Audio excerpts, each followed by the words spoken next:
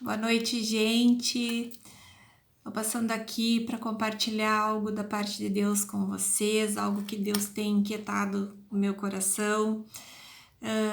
E é um assunto que no meio secular virou um tabu de alguns anos para cá, e esse assunto é o pecado.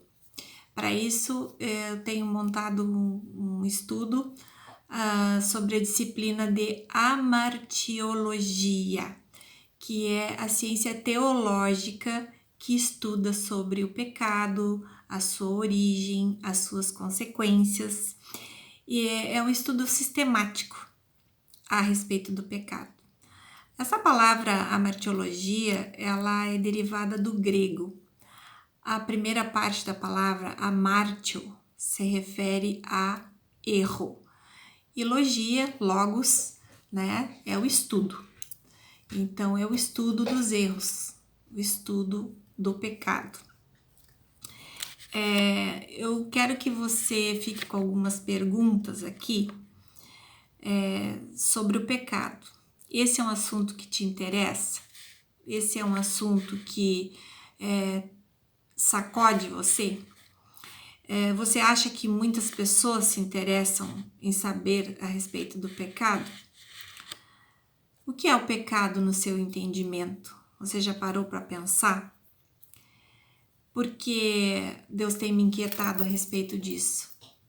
Porque nós estamos sempre muito focados no nosso corre-corre, no nosso dia a dia, nas nossas conquistas, nas nossas metas, nas coisas que nós precisamos resolver, nas batalhas que nós temos que vencer, e muitas vezes nós nos desconectamos dos princípios básicos que a Bíblia Sagrada nos traz. E a doutrina do pecado é uma delas. Nós precisamos estar conscientes e cientes sobre o pecado em todos os seus ângulos e aspectos, para que nós possamos ser vigilantes, para que nós possamos não deixar de buscar a nossa santidade dia a dia, para que nós não venhamos a nos desviar da vontade de Deus para a nossa vida. Então, eu creio que por isso o Senhor ele tem me chamado a atenção para esse assunto. E eu voltei a me dedicar ao estudo dessa disciplina teológica para nós abordarmos aqueles que se interessam sobre este assunto, para nós podermos abordar a respeito dele. Os mais jovens não sabem, talvez, somente de ouvir falar, contar por histórias, mas há cerca de uns 40 anos atrás era muito comum as pessoas mais jovens ouvirem dos mais velhos, seus pais, seus avós, seus bisavós, correções com a frase do tipo: olha, não faz isso, Deus não vai se agradar, isso é pecado. Olha, minha filha, não faz assim, não diga isso, é pecado, vai te entristecer a Deus. Hoje em dia a gente não ouve mais isso, nem por parte dos mais velhos, porque o assunto pecado, ele virou um tabu. Hoje em dia, você não concordar com pecado, denunciar pecado,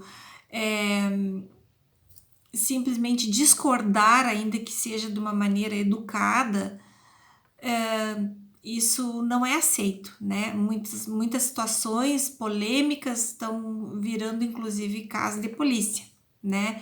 Então, em certos aspectos, o cristão, ele nem está tendo condições de se pronunciar, muitas vezes, em função dessas coisas, né? Porque existem hoje leis que proíbem denúncia de certos tipos de pecado e tal. E no comum, no dia a dia também virou algo que é um tabu. Mas antigamente isso era muito comum, nós sermos alertados pelos nossos antepassados, pelos nossos, os mais velhos, que a gente estava fazendo alguma coisa errada e a gente devia evitar aquilo porque era um pecado. Então, eles, na simplicidade deles, eles nos mantinham sempre alertas, né? Eles nos ensinavam o princípio da sabedoria, que a Bíblia diz que é o temor a Deus. O temor a Deus é o princípio da sabedoria.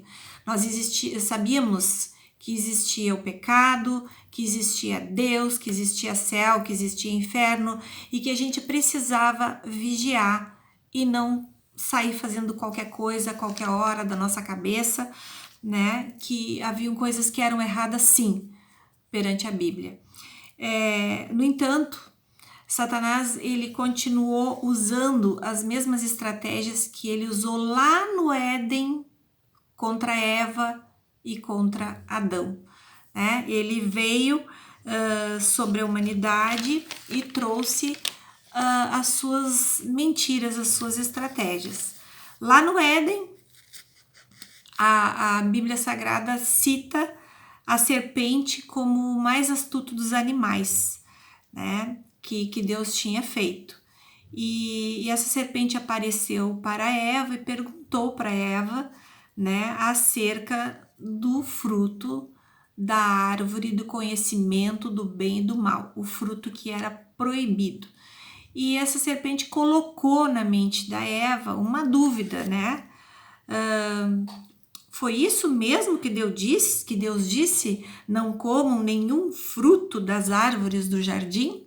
Ele instigou Eva a pensar naquilo, instigou Eva a prestar atenção nele, né, no Satanás.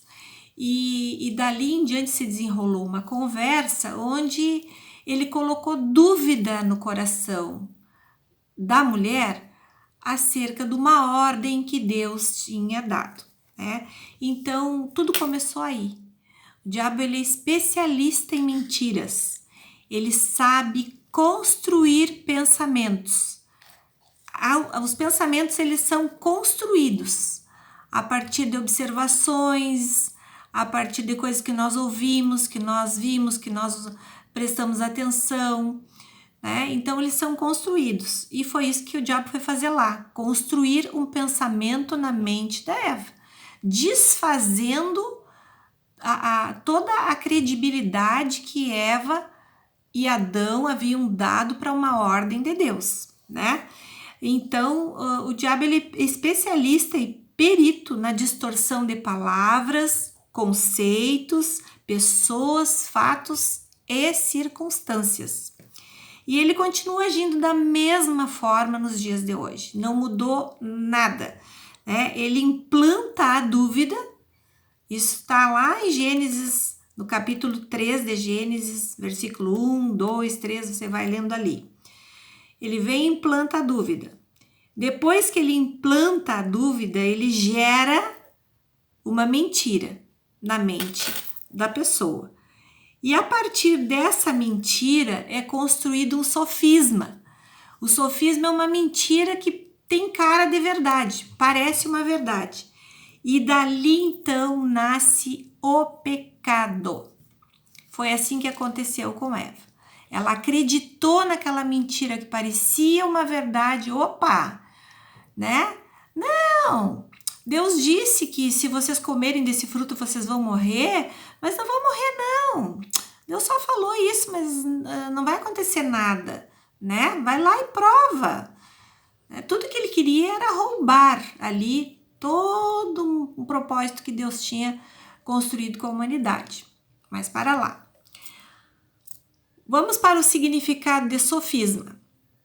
Argumento ou raciocínio construído com o objetivo de produzir a ilusão da verdade, mas que na realidade é uma estrutura inconsistente, incorreta e deliberadamente enganosa.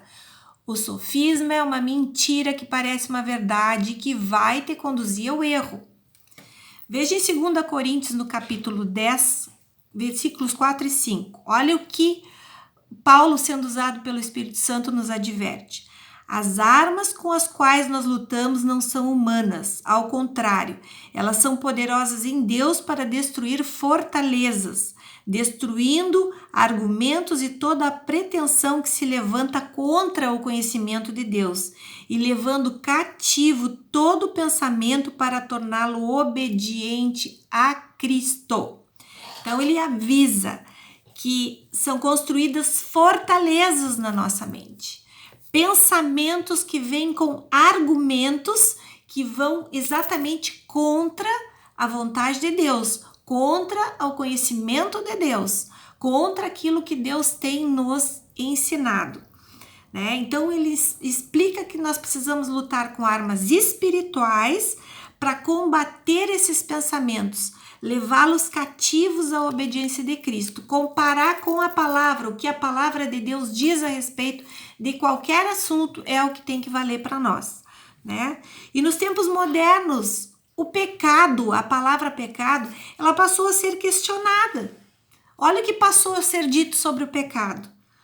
Pecado não existe. O pecado está na cabeça das pessoas. Eu sou livre, nada é pecado para mim. Ah, o que tem? É só uma vez. Ah, é só hoje. Ah, Deus perdoa. Da mesma forma que o diabo enganou a Eva, ele passou o engano a todas as outras gerações. Logo, se o pecado não existe, se nada é pecado, eu, portanto, não peco. Eu não sou uma pecadora. Não sou um pecador. Não existe céu. Não existe inferno. Será que Deus existe? Será que o diabo existe? Se nada disso existe, eu não preciso temer a Deus. Eu não preciso de um redentor. Para quê? Salvo do quê? Eu não preciso ser salvo de nada. Quando você oferece Jesus para alguém, é muito comum as pessoas perguntarem assim, mas me salvar de quê? Não é mesmo? Olha o que diz a palavra em 2 Coríntios, capítulo 11, versículo 3. Entretanto, receio que, assim como a serpente enganou a Eva com a sua astúcia, também a vossa mente seja de alguma forma seduzida e se afaste da sincera e pura devoção a Cristo. Paulo estava falando com a igreja de Corintos, sabe? E ali ele estava dizendo, olha, eu estou preocupado com vocês, povo de Deus, porque eu tenho receio que o diabo ele venha, a serpente venha da mesma forma que enganou a Eva, de uma forma astuta, também venha na vossa mente e construa mentiras, sofismas, traga ali uma construção de pensamentos enganosos e de alguma forma venha seduzir vocês e venha afastá-los da sinceridade e da pureza, da devoção, da fé de vocês em Cristo Jesus. Então, meus amados, um passo importante que Satanás deu e dá ainda hoje em dia é convencer a você, a mim, a qualquer pessoa que pecado não existe. Ou que pecado não é tão importante assim, ou que Deus não se importa tanto assim, né? Daí para frente, a partir dessa época onde o meio secular combateu para que não se falasse mais em pecado, nada mais é pecado, a partir dessas mentiras implantadas, a sociedade entrou numa degradação, numa degeneração moral, de caráter, de índole, que antes já existia, mas hoje não só existe, como é defendido, propagado, né? E é protegido com unhas e dentes. Vivemos no pecado, praticamos o pecado, não é pecado, né? Entre aspas. E ninguém pode falar, ninguém pode discordar. Nem o fato de falar, nem discordar. Então, há centenas de anos Satanás trabalha dessa forma. E essa disciplina que eu quero trazer aqui para vocês, eu ainda não sei se vou colocar um vídeo uma vez por semana, duas, mas para não ficar pesado, vou ir trazendo aos poucos, vocês vão ver como tem coisas interessantes e nós vamos aprender mais sobre essa muralha que nos afasta de Deus, o pecado. A razão pela qual Jesus Cristo, o Filho de Deus, morreu na cruz pelos nossos pecados, para nos salvar sim, para nos conceder vida eterna. E se você quiser aprender sobre isso, nós vamos estar aqui trazendo cada vídeo algo sobre o pecado, sobre as suas consequências, sobre a sua origem. Nós vamos ver também a diferença entre tentação, provação e correção. Muitas coisas interessantes para cristãos e não cristãos que se interessam. Amém? Essa foi só uma introdução sobre a martiologia. E eu convido você para estar conosco nos próximos vídeos. Beijo!